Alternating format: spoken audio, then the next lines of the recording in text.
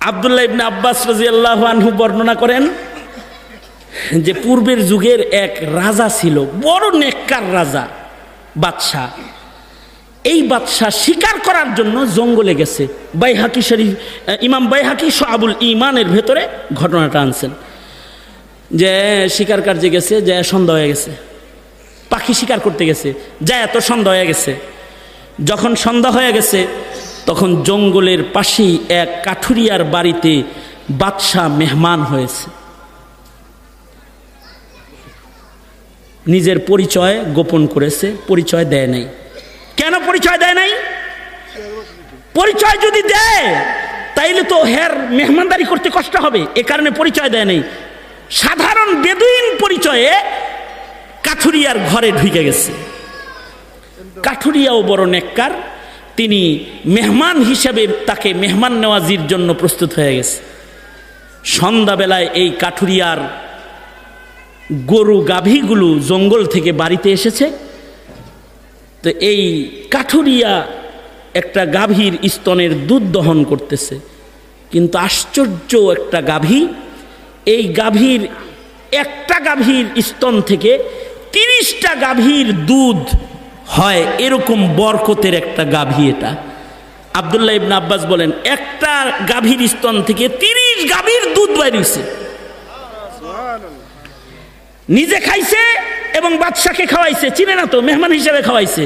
কিন্তু আশ্চর্য বিষয় হলো এক গাভীর স্তন থেকে যে 30 গাভীর দুধ বাইরেছে, এইটা বাদশাহ চোখে দেখা চিন্তা করতেছে, বাদশাহ হয়ে আমার ঘরে এরকম একটা গরু নাই, কার ঘরে এটা রয়েছে গো, এটা কেমনে নেওয়া যায়? কুফন দিয়ে আঁকতেছে। তার ধান্দা হইল আমি আমার ক্ষমতার বল দিয়া এই ভালো গাভীটাকে কাঠুরিয়ার বাড়ি থেকে নিজের রাজমহলে প্রবেশ করাবো। মানে তার ক্ষমতা আর লোভের কারণে সে জুলুম করার জন্য নিয়ত করছে। কিন্তু পয়লা দিন মেহমান হইছে, দুধ খাইছে পেট বইরা, আজকেই যদি কয় তোর গরু নিমু, জিনিসটা কিরকম হয়ে যায় না? তো এখন চিন্তা করছে যে জায়গা আর একদিন আমনি আয়া বাহানায় নিজের পরিচয় দিয়ে একভাবে লয়ে যামনি, গেছে গা। 7 দিন পরে আবার শিকার করার জন্য জঙ্গলে এসেছে। সন্ধ্যাবেলায় মেহমান হইয়া কাঠুরিয়ার বাড়িতে আবার হাজির হয়ে গেছে। কাঠুরিয়া দেখা কয় দোস্ত আইছেন, আলহামদুলিল্লাহ বসেন। বাদশাহ যে আইছে এটা তো জানে না, খেয়াল করতেছে গাভীটা সন্ধ্যাবেলায় আসেনি, দেখে গাভীটাও আসছে। আজকেও মেহমান এসেছে, তো বালতি লইয়া যায়া কাঠুরিয়া তাহার গাভীর স্তন থেকে দুধ দহন শুরু করেছে। আব্দুল্লাহ ইবনে আব্বাস বলেন এই গাভীটার স্তন থেকে গত 1 সপ্তাহ আগে 30টা গাভীর দুধ এক গাভীর স্তন থেকে এসেছে, কিন্তু আজকে যখন দুধ টানতেছে মাত্র 1 কেজি শেষ। বাদশাহ বলে এটা কি তোমার সেই গাভী না?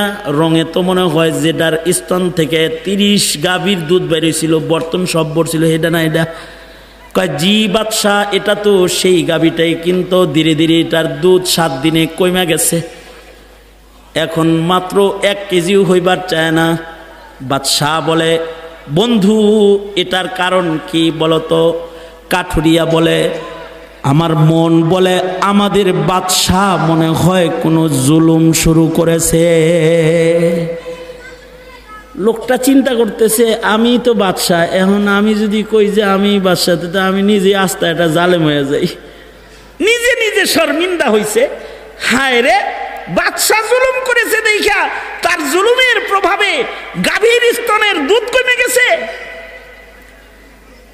দুধ তো খেয়েছে, কিন্তু রাতের বেলায় যখনই ঘরে অবস্থান করতেছে তখন রাতের বেলায় উঠা ওযু করে নামাজ পড়ে তওবা করতেছে, আল্লাহ আমি রাজা হইয়া বাদশাহ হইয়া প্রজার উপরে জুলুম করার নিয়ত করছিলাম, তুমি নারাজ হয়ে গেছো, দুধের স্তনের মুখ বন্ধ করে দিছো, 30 গাভীর বরকত বন্ধ করে 1 কেজিতে নামায় নিয়ে এসেছো, তুমি নারাজ হয়েছো। ওগো আল্লাহ আমি তওবা করতেছি, এমন জুলুম তো দূরের কথা, যতদিন তুমি আমাকে বাদশার মসনদে বসায় রাখবে আমি এক জাররা জুলুম কখনো কারোর উপরে আর করব না বলে ওয়াদা করলাম।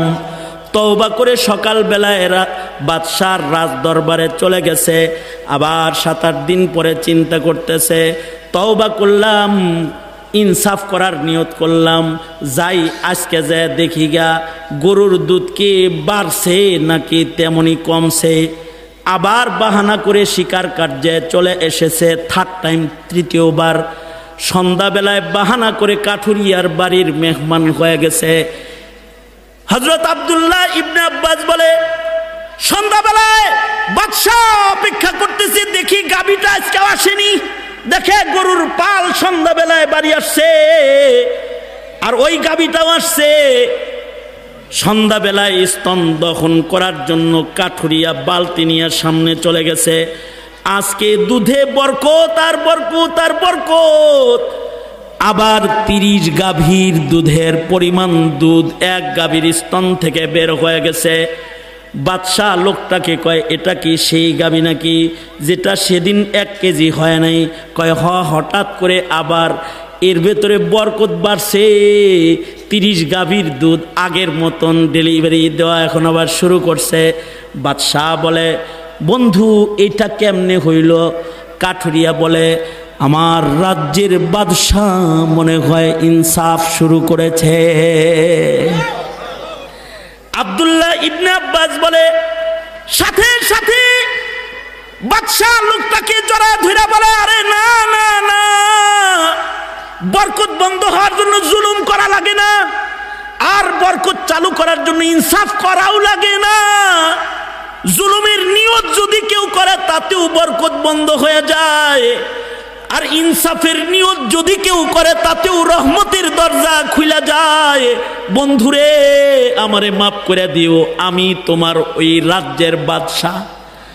আমি জুলুম নয়, শুধু তোমার ভালো একটা গাভী দখল করার জুলুমের চিন্তা আমি আমার ভেতরে এনেছিলাম। এ কারণে আসমানের মালিক আল্লাহ রহমত বন্ধ করে দিয়েছে, গাভীটার স্তন শুকায় গেছে। আমি বাদশাহ আবার ইনসাফ করার নিয়ত করেছি। আল্লাহ তাআলা আমার ইনসাফের নিয়তের বদলায় রহমত বরকত আল্লাহ তাআলা বাড়ায়া দিয়েছে। ইনসাফ যদি কেউ নিয়ত করে করার তাতেও আল্লাহ রহমত দেয়। সুতরাং কে কতটুকু ইনসাফ করতে পারবো তা জানি না, তবে আমি এটা বলতে চাই আব্দুল্লাহ ইবনে আব্বাসের রিওয়ায়াত মাফিক আমরা কি জীবনে আর জুলুম করব না, ইনসাফ করব, এই নিয়তটাও কি আজকে করতে পারি না ইনশাআল্লাহ?